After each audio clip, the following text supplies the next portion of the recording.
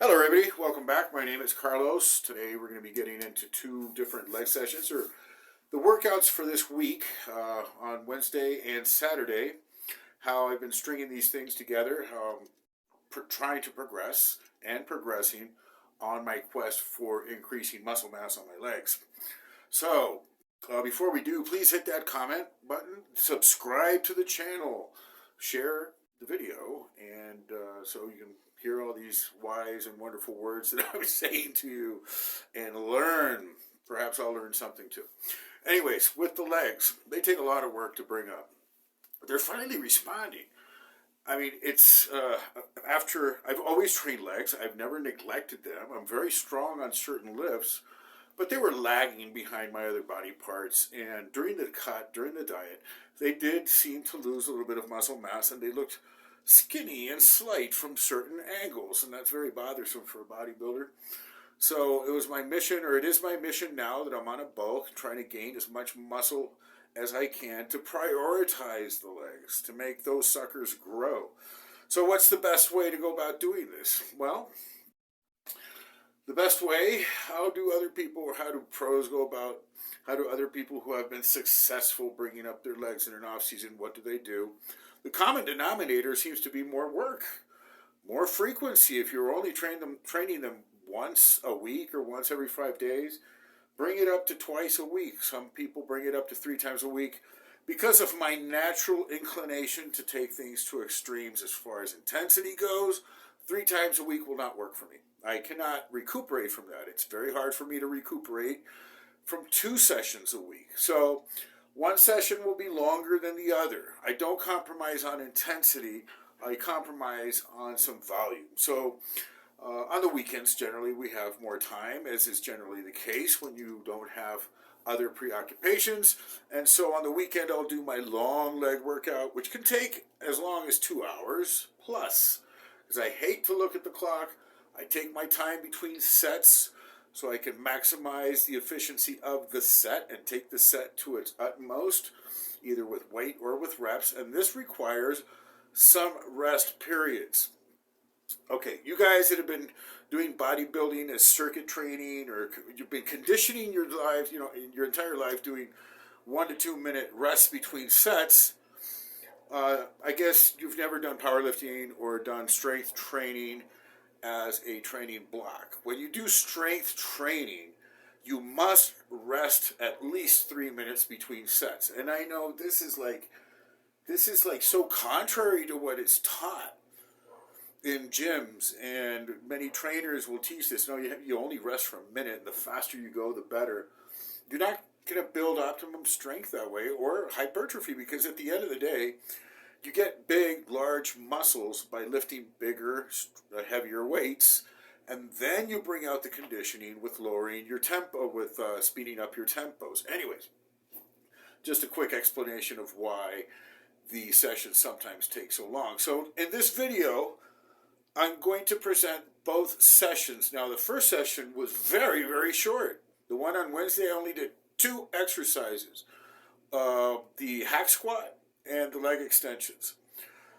I lost the video on the leg extensions, and I won't bore you with that because everybody knows what a leg extension is. And I did 5 sets of leg extensions until I couldn't do any more reps. I would do like between 20 and 25 reps with a weight that I usually do between 12 and 15.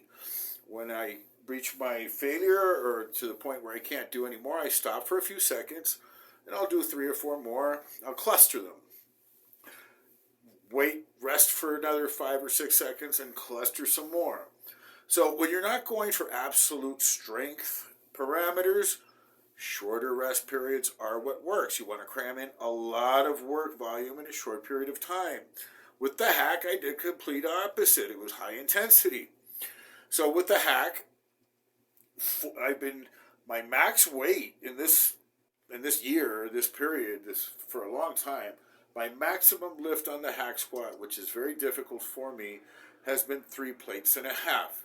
So today I got it up to 4 plates, and here I'll show you the training video with the hack squat.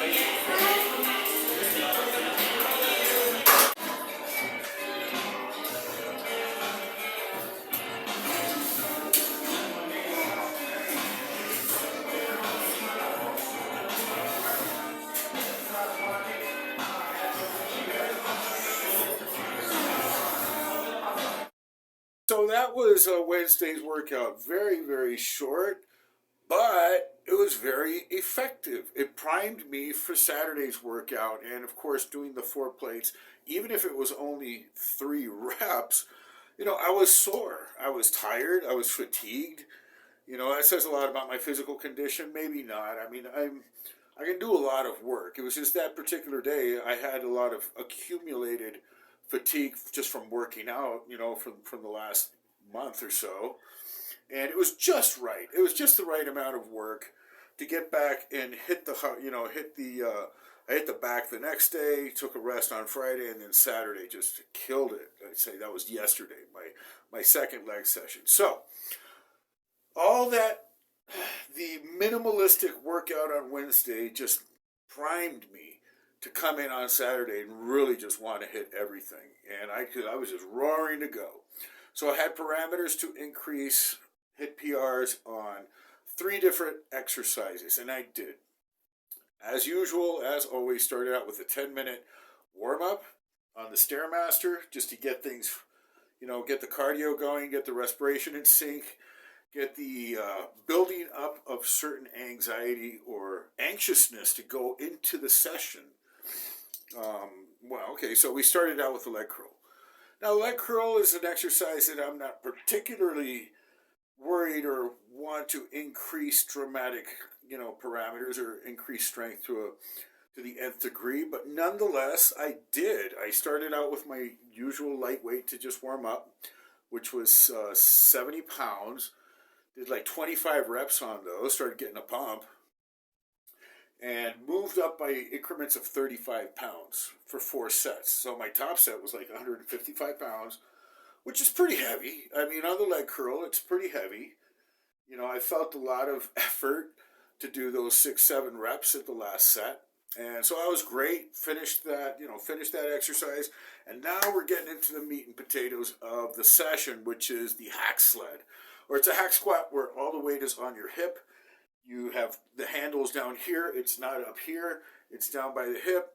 This permits me personally to not engage my knees.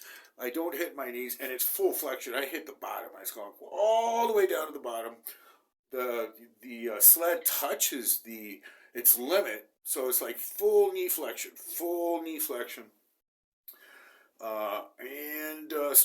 Just warmed up with the sled, 1 plate, 2 plates, 3 plate feeder sets with just 4 reps. Boom, boom, boom, boom. Really easy. Don't want to fatigue. Just want to make the thing, just feel the ease of the weight to get up to the 4 plates. Because on my last session, I did 4 plates for 3 reps, which was on that video. And on this hack sled, I had never gone beyond 3 plates. So, for the working set, got up to 4 plates, got on the sled, and it's like I wasn't even going to think about it. I was just going to go for it. And I did. Banged out 5 reps. It felt freaking easy. I go and check the video, and I didn't press the red button. I did get it on film. And it was a pretty hardcore set for me. No, I've never done 4 plates. It is not a light weight. It is significantly heavy. It's getting up there. 4, 5, 6 plates. You're starting to get, to some heavy weights on the sled. So I wasn't going to let it go, so I had to redo the set. I was only programmed to do a top set and a back off set, so did another set so I could get it on video. This time, it felt even easier. I said, shit, maybe I could just stay here and do 5x5s with 4 plates. So you'll burn out, and that's not, you have other exercises to do. It's a sequence. Maintain the discipline and stick within the program. So I got 2 top sets today with 4 plates. It was great. I was starting to feel very, very stoked. I was just like, man, this is great. Now I'm going to do my back off set. 3 plates. Oh, shit. This is where the rubber meets the road, because on the reps is where you get really challenged. And my PR on that was 10 reps.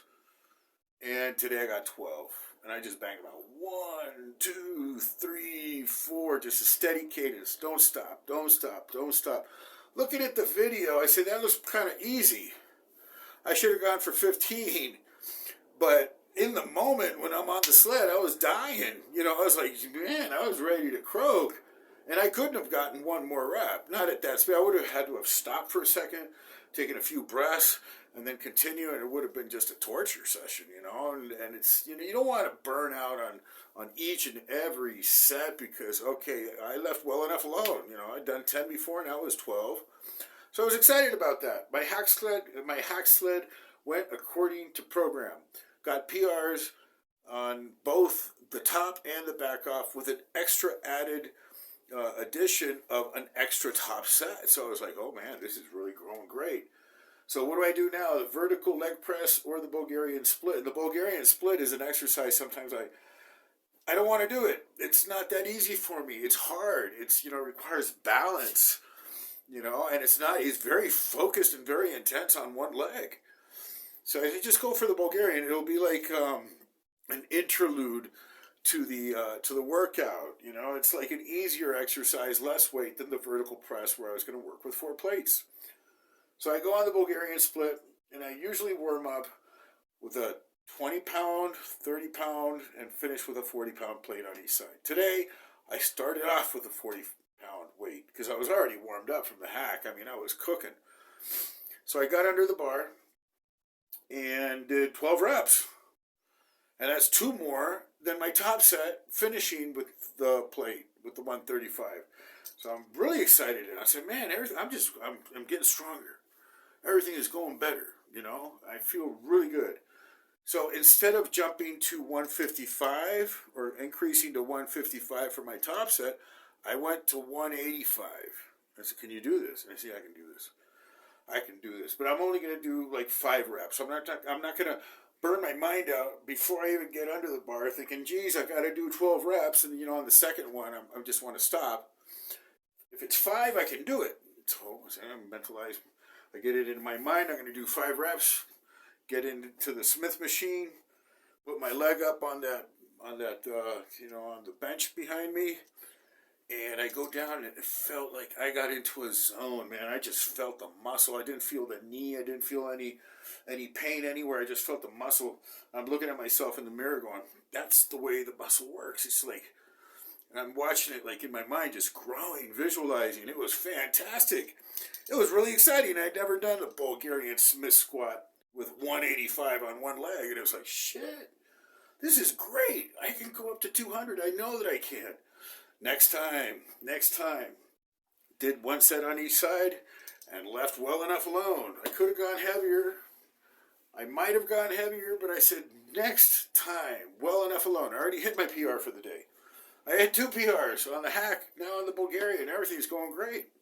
So now I go to the vertical leg press. I love this machine. It's like, of course, it's not just like the leg press, because the leg press, the sled at the 45-degree angle gives a lot of advantage.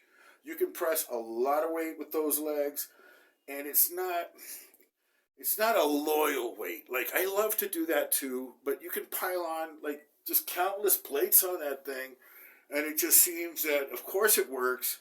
It's all good. I'm not going to detract from it, but it's just different than the vertical. The vertical is a loyal weight. It's coming down, straight down. You got those 4 plates, they're here, they're coming straight down. They're not angled, they have no attenuation to the gravity. The angle does not take away from any of the weight. And the sled, nothing. It's 4 plates. It's a lot of weight. But you're on your back, you're pressing it vertically up. So I did 2 sets. The warm-ups, 2 plates, 3 plates. Got up to the 4. And I was going to go up to 5 plates, so I didn't want to max out on my first attempt on the 4, so I only did 4 reps. But on my 4th rep with the 4 plates, I felt my leg was completely stressed. It wasn't pulling, it wasn't hurting, it wasn't doing anything other than it was at its utmost of its capacity. So I said, there's no way I'm going to do 5 plates. Because on that vertical press, you can't hurt yourself. If you tear an adductor coming down, what's the spotter going to help you lift 4 plates off? And, while you're injured underneath, it's kind of a dangerous apparatus in that sense. Got to be very careful, You don't want to hurt yourself. That's why the very first rep, I always bring it out very slow. I'm ranging that sucker. If I feel the slightest twinge or anything, I can close it and put in the the pins to support the weight and not, have a freaking catastrophe happen there on the vertical leg press. So I do go in with a lot of trepidation, a lot of caution, especially when you get up into those weights. The most important thing in this activity is not to hurt yourself. That's number one. It's not to gain muscle. It's not to get huge. It's not to get jacked. It's to not hurt yourself. That's the most important thing. If you hurt yourself, seriously, you ain't going to get jacked. You're not going to get big. You're not going to make any muscle. You'll be injured for a long time. So just stay away from injuries. You got to be very careful with that, or at least I am. I've had enough minor tears and minor injuries to be very mindful, very conscious of the fact that you can get hurt. Like, I am not invincible, even though I act like it sometimes, but every time I go under a heavy weight, I'm always very, very aware of what can happen. I'm 10 times more aware than before, when nothing ever happened to me. So just had to get that out there. Now, with the last set on the 4 plates, I went for the 5 reps. Like, no knee support, no nothing. It's just like, bring it down and push that thing up. And man, every single fiber of those legs, from the back, from the ass, from the vastus medialis, the teardrop, everything was just like, it was like, yeah. It was shaking, it was twitching, it was pushing as hard as I could, man. Got those 5 reps, and I said, it's over. I was going to do an adductor exercise 24 hours later today, making this video 24 hours after the fact. My adductors are very sore. I don't think I could have handled 3 more sets on any machine or anything. It was like, enough. So I hit some PRs, like the hack. It was like just elated. I was exhilarated with my progress, because I can make a lot more progress now. I know I can put the 5 plates on, and I may, on the next session, when I'm feeling fresh, I may just go for the 5 plates, because my goal is 6. Like, 6 for me is like for an IFBB pro to go up to 9, 10, or 11 plates. Like, 6 for me would be, my God, that's just extreme amount of weight. And especially hitting bottom, like full flexion with 6 plates on the hack squat, that's respectable. In my own opinion, for me, I'd be very satisfied, and I will be doing that. And to do back off sets with 4 or 5 plates for 10, 12, 15 reps, that's like my goal. That's a lot of work capacity. That's a lot of, I have to increase my muscle mass before doing that, and that's what I'm trying to do. So that was the end of the workout. That was basically it.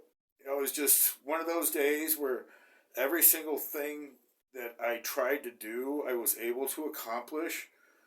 And what does that do when you're on point? You want to continue.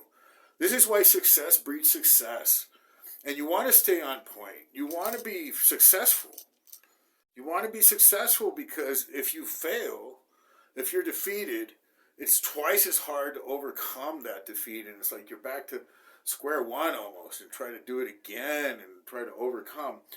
But when you're on point with your diet, you're on point with your lifting, it's like everything in my life is going according to plan, thank God. And believe me, it's not always been this way. In fact, it's been many times in my life. I mean, I don't want to get into my past. I'm not trying to write a biography here, but I have had some serious issues with self-discipline. I've been an uncontrolled crazy man in the past. I'm still a crazy man, but I am absolutely under discipline now.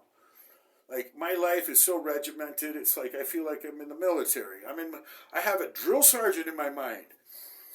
I have a drill sergeant that has taken over my mind. And I thank God for that drill sergeant. I worship God. I thank him so infinitely for everything that he's done for me and does to me and does, at me or whatever. I want to respond in kind of just giving the best that I can. And that drill sergeant in my mind, he won't let me go. He tells me exactly what I need to do, and I do it. He tells me to jump, and I say, how high? And I do everything that I'm trying to do. I don't slouch. I don't, everything. It's hard to describe. I'm not perfect, But I'm trying to do these things to the utmost of my ability, and in that there is a certain perfection. I mean, you can only do what you can do. At the end of the day, I felt that I had left nothing on the table.